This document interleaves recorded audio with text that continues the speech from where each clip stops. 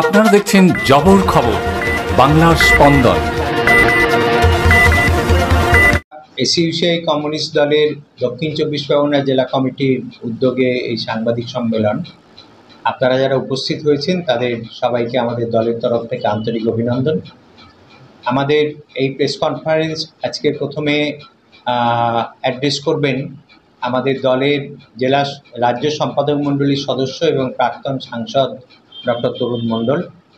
তারপরে আমি কিছু কথা বলবো। এখানে আমাদের সঙ্গে উপস্থিত আছেন আমাদের চারজন প্রার্থী। একেবারে বাঁদিকে ডায়মন্ড হারবার কেন্দ্রের প্রার্থী রামকুমার মণ্ডল, তারপরে আছেন যাদবপুর কেন্দ্রের প্রার্থী কল্পনা নস্কর দত্ত, তারপরে আছেন মথুরাপুর কেন্দ্রের প্রার্থী বিশ্বনাথ সর্দার এবং তারপরে আছেন নিরঞ্জন নস্কর জয়নগর তপশিলি কেন্দ্রের প্রার্থী।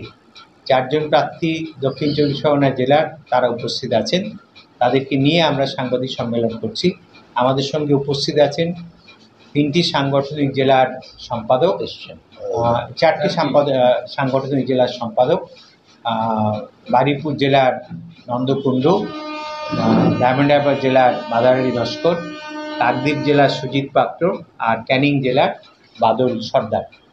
ফলে আমরা শুরু করছি। আমি প্রথমেই ডক্টর তরুণ মণ্ডলকে আমাদের তরফ থেকে, আপনাদের তরফে আমাদের কিছু কথা জানানোর জন্য অনুরোধ করছি। আমাদের দলের এবারে অষ্টাদশ লোকসভা নির্বাচন সম্পর্কে সংক্ষিপ্ত বক্তব্য রাখছি আপনাদের সামনে। এই জেলার বিশেষ কিছু বিষয় যেগুলো আছে সেগুলো নিয়ে আমাদের প্রাক্তন এমএলএ জয়নগর কেন্দ্রের এবং রাজ্য সম্পাদক মন্ডলীর সদস্য তরুণ নস্কর রাখবেন। বন্ধুগণ, এই অষ্টাদশ লোকসভা নির্বাচনে আমরা আমাদের দলের পক্ষ থেকে 151টি কেন্দ্রে ভারতবর্ষের লড়াই করছি এবং এর মধ্যে 22টি রাজ্য আছে, 1টি কেন্দ্রশাসিত অঞ্চল আছে যেটি আন্দোলন নিকটবর্তী করবে।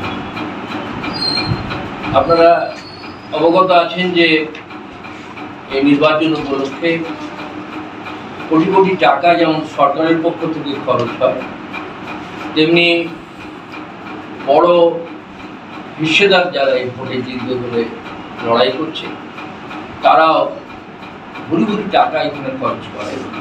এবারের নির্বাচনেও একদিকে বিজেপি নেতৃত্বে এনডিএ জোট আছে এবং আর একদিকে ইন্ডিয়া জোট তৈরি হয়েছে এবং আমরা মার্ক্সবাদী সংগ্রামী বামপন্থী দল হিসেবে জানি যে এই বুর্জোয়া ব্যবস্থায় নির্বাচনে একটি বুর্জোয়া জোটকে সরিয়ে হয় আরেকটি বুর্জোয়া জোট আসে অথবা পুনর্নির্বাচিত হয় এবং এরা প্রত্যেকেই একদিকে ভুরি ভুরি মিথ্যা প্রতিশ্রুতি দেয় আর অন্যদিকে কোটি কোটি টাকার বান্ডিল বা পাহাড় নিয়ে তারা নামে নির্বাচকদের কাছে। আপনারা জানেন যে এই বিজেপির শাসন, এর আগে কংগ্রেসের শাসন, যে রাজ্যে যেমন তৃণমূলের শাসন, এদের শাসনে দেশের অবস্থা নানান সমস্যায় জর্জরিত।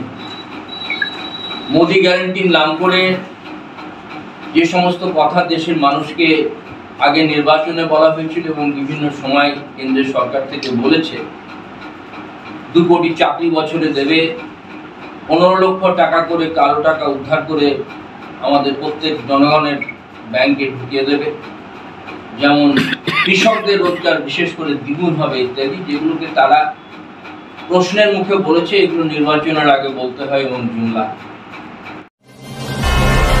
Satyajit diagnostic centre CT scan unit, Joynagar Radhaballavtala.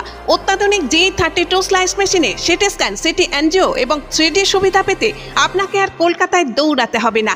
দক্ষিণ 24 পরগনায় এই প্রথম অত্যাধুনিক G32 স্লাইস মেশিনে 24 ঘন্টার সিটি স্ক্যানের সুবিধা পাবেন আপনার এলাকার Satyajit diagnostic centre CT scan ইউনিটে। সিটি স্ক্যান বুকিংয়ের জন্য ফোন করুন এই নাম্বারে 9547475227 এবং 9733870691। Satyajit diagnostic centre CT scan unit, Joynagar Radhaballavtala. এটাকে আমরা পড়ার জন্য অনুরোধ করছি। আর লেখা আমরা জনসাধারণের কাছে এই বইটি নিয়ে আমরা যাব এবং আমাদের বক্তব্য আমরা নিয়ে যাব। রাজনীতিতে রুচিহীনতার পরিচয় সবাই দিচ্ছেন। লড়াই করা উচিত তো রাজনৈতিক মতাদর্শকে ভিত্তি করে, কিন্তু যাদের রাজনৈতিক মতাদর্শ নেই, সত্যিকারের মানুষের কাছে কোনো বিকল্প রাজনীতি দেওয়ার নেই, তারাই কিন্তু রুচিহীন রাজনীতি করে। আচ্ছা, আপনারা যেটা বললেন এই হচ্ছে মেকি বামপন্থীরা বা যারা ভোটবাদী বামপন্থী দল হিসেবে আজকে পরিচিত হয়ে গেছে, যেমন সিপিআই সিপিএম এর বন্ধুরা, শুধুমাত্র পার্লামেন্টে কিছু আসন পাওয়ার জন্যই তারা এই কংগ্রেসকে সেকুলার বলছে, এই কংগ্রেসকে তারা গণতান্ত্রিক বলছে। যারা এই কংগ্রেস অসংখ্য সাম্প্রদায়িক দাঙ্গার জন্য দায়ী, তারাই রাম মন্দিরের বাবরি মসজিদের তালা প্রথম খুলে দিয়েছিলেন, রামলালার প্রতিষ্ঠা করেছিলেন রাজীব গান্ধীর সময়, আমরা জানি। যেখানে দরকার ছিল এই একটি পুঁজিবাদী জোটের বিরুদ্ধে একটা সর্বহারা শ্রেণীর বিকল্প, শোষিত গরিব নিম্নবিত্ত মানুষদের বিকল্প এই ভোটের ক্ষেত্রে লড়ার দরকার ছিল, যেটা একমাত্র সংগ্রামী বামপন্থীরাই করতে পারত।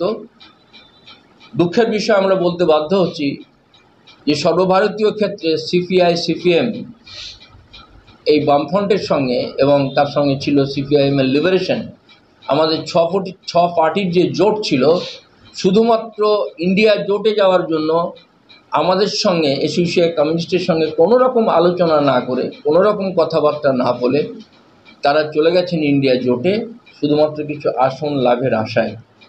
এর দ্বারা গণতান্ত্রিক আন্দোলন ক্ষতিগ্রস্ত হলো এবং এদেশের শোষিত বঞ্চিত জনসাধারণ, নিপীড়িত জনসাধারণ যে একটা বিকল্প রাস্তা দেখতে পেত, যেটা আমরা মনে করি পরিষ্কারভাবে আমাদের পার্টি বামপন্থী সংগ্রামী পার্টি হিসেবে যে একমাত্র গণ আন্দোলনের রাস্তা, এই গণ আন্দোলনের রাস্তার মধ্যে, শ্রেণী সংগ্রামের রাস্তার মধ্যে দিয়ে যদি এই শোষণমূলক জুলুমকারী ব্যবস্থার বিরুদ্ধে এই ব্যবস্থাকে পাল্টে দিয়ে সমাজতন্ত্রের পথে যাওয়া যায়, তাহলে মানুষের জীবনের মৌলিক সমস্যার সমাধান হতে পারে। ভোটে একটি নির্বাচনী জোটকে পরিবর্তন করে আরেকটি পুঁজিপতিদের পক্ষের জোটকে নিয়ে এসে কোনোদিনই পরিবর্তন হতে পারে না। এখানে পশ্চিমবাংলায় আমরা বিশেষ করে দেখছি যে যেখান থেকে বামফ্রন্ট সরকার পরাজিত হয়ে যে পদ্ধতিতে সরকার চালিয়েছে, যে জুলুম অত্যাচার, দলবাজি, আন্দোলনকে দমন করা, নারী নির্যাতন করা, মদের প্রসারকে আরও বাড়ানো, শিক্ষা সংস্কৃতিকে ধ্বংস করে দেওয়া, যেমন করে সারা দেশে যুবকদের, ছাত্রদের নৈতিক চরিত্র ধ্বংস করার জন্য মদ, জুয়া, সাট্টা, অনলাইন লটারি, অপসংস্কৃতি, অশ্লীলতা ইন্টারনেটের মধ্যে তীব্রভাবে বাড়ানো হচ্ছে। আজকে পশ্চিমবাংলার ক্ষেত্রেও আমরা তাই দেখতে পাচ্ছি এবং এখানেও মানুষের হাতে কাজ নেই। দলে দলে যুবকরা বিদেশে এবং ভিন্ন রাজ্যে পাড়ি দিচ্ছে। মাইগ্রেন্ট লেবারের সংখ্যা অসংখ্য। এখানে আমফানের টাকা নিয়ে দুর্নীতি হয়েছে, এখানে 100 দিনের কাজ নিয়ে দুর্নীতি হয়েছে এবং ইলেকটোরাল বন্ড, যেটা আজকে বলা হচ্ছে স্বাধীনতার পরে দেশের একটা সর্ববৃহৎ কলঙ্ক, সেই কলঙ্কে যেমন বিজেপি জড়িয়ে আছে, কংগ্রেস জড়িয়ে আছে, তৃণমূল কংগ্রেসও সমানভাবে জড়িয়ে রয়েছে এবং আরও বহু ভারতবর্ষের এই ধরনের ভোটবাদী দলগুলো জড়িয়ে রয়েছে। আপনারা চারজনের মধ্যে একজনের আমরা বলেছি 4 জনই জিতবেন, তা আমি শুরুতেই বলেছি। তো উনি যেটা জোর দেওয়ার জন্য বলেছেন, যদি একজনও জেতেন তাহলে কিন্তু মানুষের কথাই বলবেন, মানে সারা দেশের 151 জনের মধ্যে যদি একজনও জেতেন, এই কথাটাকে আমরা আন্ডারলাইন করেছি। বিষয়টি এরকম নয়, কনফিডেন্স। দেখুন 42-এ তো সবাই বলছে, আমাদের তৃণমূল সুপ্রিমো মমতা দিদিও বলছেন, মোদিও বলছেন, বা তার সেনাপতি অমিত শাহ বলছেন বাংলায় নাকি তারা 42-এ নেবেন। তাহলে কারা কটা নেবে সিট, কত পশ্চিমবাংলার? আমরা মানুষের অনেক বেশি ভোট প্রত্যাশী, কারণ আমরা আন্দোলনের পার্টি। সেই হিসেবে মানুষ যদি আমাদের সেইভাবে ভোট দেয়, ভোটের পরিবেশ যদি রক্ষা হতে পারে। এই ব্যবস্থায় সাধারণত ভোট মানুষের হাতে থাকে না, ভোট বিক্রি হয় অথবা সন্ত্রাসের রুদ্ধ হয় অথবা ভোট দিতে দেওয়া হয় না। সেই গণতন্ত্র নেই যে of the people, by the people, for the people. এটা আপনারা সকলেই জানেন। এখন এই গণতন্ত্র পুরোপুরি for the capitalist, by the capitalist, of the capitalist, তারাই ডিসাইড করে। যার হাতে আজকে মানি আছে, যার হাতে মাসল পাওয়ার আছে, যার হাতে মিডিয়া পাওয়ার আছে এবং চতুর্থত প্রশাসনিক পাওয়ার আছে, তারাই ভোট ডিসাইড করে। এটা আজকে সারা বিশ্বে, শুধু ভারতবর্ষের ক্ষেত্রে না, সারা বিশ্বে এটা পরিচিত সত্য। আমরা আমাদের গণ আন্দোলনের শক্তিতে মানুষের উপর যে আস্থা আমরা যতটুকু করতে পারি, দেখুন ভারতবর্ষে আজকে এসোসিয়েট কমিউনিস্ট পার্টি ছাড়া কোনো একটা পার্টির প্রতি মানুষের কোনো আস্থা নেই। জয়নগরে এই প্রথম সরকার অনুমোদিত 100 শয্যা বিশিষ্ট নার্সিংহোম স্পন্দন মেটার্নিটি এন্ড নার্সিংহোম। এখানে 24 ঘন্টা আইসিসিউ, এনআইসিউ, ডায়ালিসিস ও সকল প্রকার মাইক্রোসার্জারি, ইউরোসার্জারি সহ অত্যাধুনিক শ্যামযুক্ত মডিউলার অপারেশন থিয়েটারে স্পাইন, ব্রেন ও অর্থোপেডিক রিপ্লেসমেন্ট সার্জারির সুব্যবস্থা আছে। এখানে সম্পূর্ণ বিনাব্যয়ে Swasthyasathi, West Bengal health scheme ও অন্যান্য মেডিক্লেমের চিকিৎসা অপারেশনের সুবিধা পাবেন। Spandan maternity and nursing home, NABH accredited hospital, Thana cross road, Jaynagar, Majilpur, Dakshin 24 Pargana. যোগাযোগ 0321822850 ও 9732607328 এবং 9647346036।